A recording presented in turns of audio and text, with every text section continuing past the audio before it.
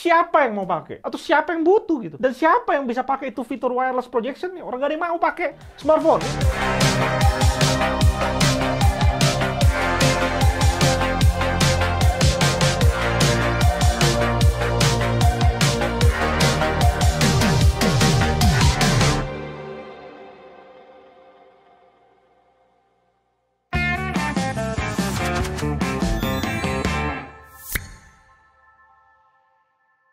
Huawei bener-bener punya potensi dengan monitor ya, terutama tipe satu ini yang hari ini gue akan review ulang, AD80 Huawei. Tapi kalau gue lihat monitor terbaik yang pernah gue lihat selama ini dijual di Indonesia dengan garansi cuma 1 tahun doang, padahal harganya 10,5 juta, itu hal yang ngelawak buat gue. Dan kalau monitor 10 jutaan yang mahal kayak gitu aja garansi cuma 1 tahun, pastinya yang cuma 2 juta kayak gini akan sama, cuma 1 tahun garansi. Gue sih kesel ya ngeliat potensi yang disia-siakan, terutama untuk market Indonesia. Ditambah lagi kita lagi ngomongin brand Huawei gitu, brand yang di-ban sama Amerika, yang bahkan sampai hari ini kita nggak tahu ban-nya akan kapan selesainya. Dan dengan sangat mudah kita bisa simpulin smartphone Huawei dalam masalah yang sangat besar, mungkin sampai beberapa tahun lagi ke depan. Dan jelas solusi untuk semua itu yang masuk ke pasar lain, pasar monitor lah, yang sangat terbuka lebar untuk Huawei sebenarnya. Apalagi kita udah lihat kualitas monitor-monitor Huawei yang luar biasa punya value tersendiri dibanding kompetitornya. Yang kembali lagi kita bisa lihat disia-siakan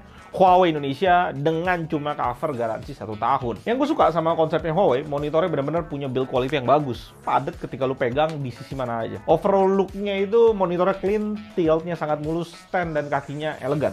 Udah ada face-nya juga, simple untuk dilihat dari sisi manapun. Dengan spek tentunya entry level 24 inch 75 Hz IPS. Paling satu hal yang perlu lo perhatiin, monitornya di sini nggak ada audio out dan portnya ngadep ke belakang, yang ngebuat ada resiko kabel premium yang lo pakai mentok sama tembok ketika lo pakai bracket. Dan kembali lagi yang gue suka dari Huawei, nggak hanya rapi di sisi build quality, panelnya pun rapih dibuatnya. CCT-nya rapi, gamanya bagus di 7 Delta E. Huawei bersaing di bagian cukup atas dari banyak monitor yang punya treatment bagus. Untuk gamut ada sedikit spesial di P3-nya, bisa di 81%.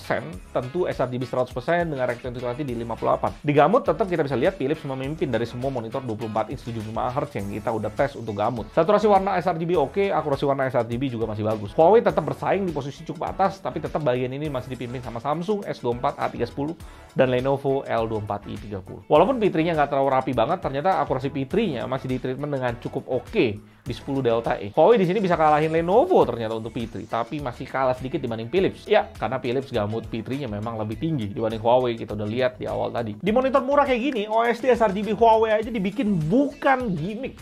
Akurasi putihnya agak sedikit ngaco memang, tapi kita bisa lihat Huawei berusaha benerin saturasi warna yang over dan akurasi warnanya jadi lebih rapi. Walaupun ya tetap rata-ratanya sama di 7 Delta E karena akurasi putihnya yang kurang rapi. Tinggal kita full kalibrasi aja pakai Kalman, langsung kita bisa dapetin akurasi yang sempurna dari OSD sRGB ini.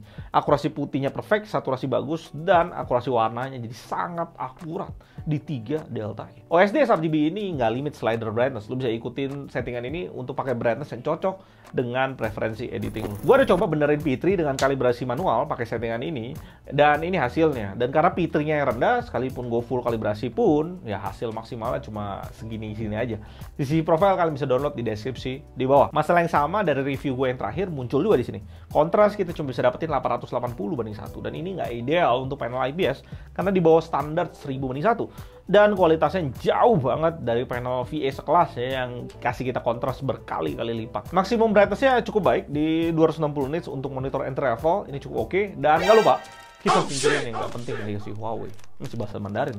Kelengkapan lainnya adapter dan kabel HDMI. Tipe ini dijual Huawei Indonesia dengan harga 2,5 juta dengan garansi 1 tahun. Dengan kita tahu kayak gitu aja, monitor ini sangat-sangat tidak penting dilihat. Terlebih karena di market ada Lenovo L24i dan juga Philips 242E2FE yang kasih value jauh di atas Huawei ini dari segi panel, dan juga garansi udah 3 tahun, Lenovo bisa dijemput, dan masih lebih murah daripada Huawei yang satu di sebelah gue ini.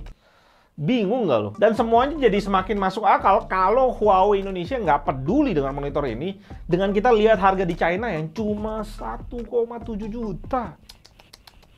Untuk sebuah monitor entry level kayak gini, dicuekin dari segi persaingan harga sih, Udah sangat kelihatan Huawei Indonesia nggak peduli sama pasar monitor. Dan sedikit catatan, Huawei langsung tolak proposal kita untuk masukin ini ke GTD Top 10. Ya sudah. Ditambah lagi keputusan stupid yang diambil dengan masukin monitor seharga 10 juta yang ada wireless projection-nya. Ya dimana kalau lu mau pakai fitur itu, lu harus punya smartphone Huawei. Dan kembali lagi, smartphone Huawei nggak ada Google-nya. Siapa yang mau pakai? Atau siapa yang butuh gitu? Dan siapa yang bisa pakai itu fitur wireless projection-nya? Orang nggak ada yang mau pakai smartphone ya. Padahal di China ada tipe 28 inch yang bagus itu tanpa wireless projection dengan cuma 8 juta, 8,6 gitu. Ini gue bingung nih.